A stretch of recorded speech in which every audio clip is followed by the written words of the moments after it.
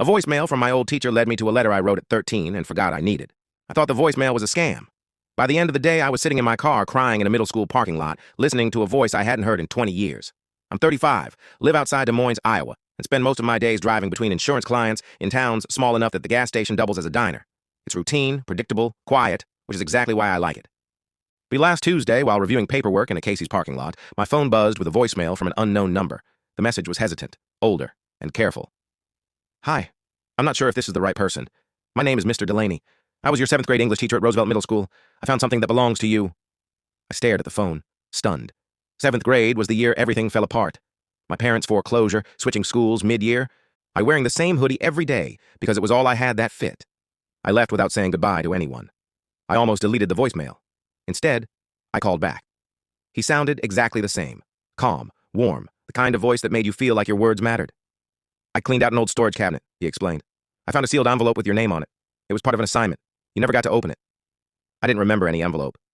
I can mail it, he offered. Before I could think it through, I said, I'm actually nearby for work.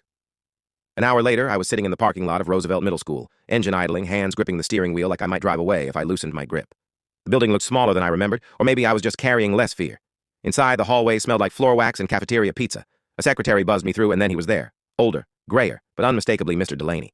As he smiled like no time had passed. I'm glad you came. We sat in the library. He slid a yellowed envelope across the table. My name was written in my own crooked 13-year-old handwriting.